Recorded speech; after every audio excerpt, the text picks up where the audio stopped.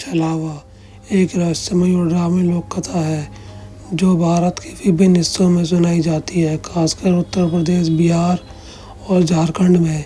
इसे एक ऐसी रहस्यमयी शक्ति माना जाता है जो इंसानों को भ्रमित करके अपने पीछे पीछे खींच ले जाती है और कभी कभी मौत का कारण भी बन जाती है।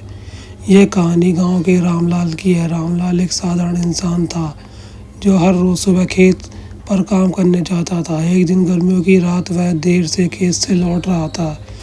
रास्ता काफ़ी सुनसान था और चारों ओर घना जंगल था। अचानक उसे ऐसा लगा कि कोई उसे नाम से पुकार रहा है।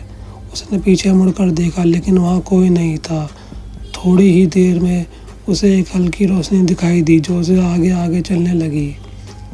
रामलाल ने सोचा कि शायद गांव का कोई व्यक्ति है जो उसकी तरह ही देर से लौट रहा है।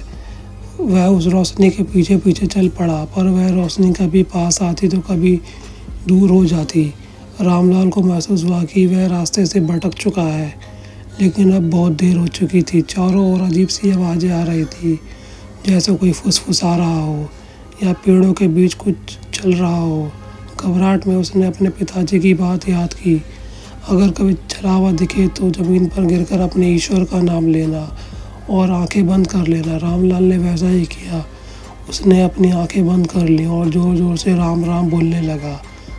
थोड़ी ही देर में वह बेहोश हो गया। अगली सुबह गांव के कुछ लोग उसे जंगल में बेहोशी की हालत में पाया।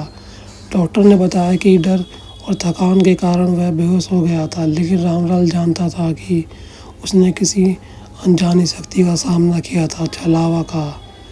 आज भी गांव में लोग कहते हैं कि रात में अकेले बाहर जाना सुरक्षित नहीं है। छलावा आज भी वहाँ के जंगलों में घूमता है और जो लोग सावधान नहीं होते उन्हें अपने जाल में फंसा लेता है। ये कहानी लोक कथा और मान्यताओं पर आधारित है। इसका कोई वैज्ञानिक प्रमाण नहीं है।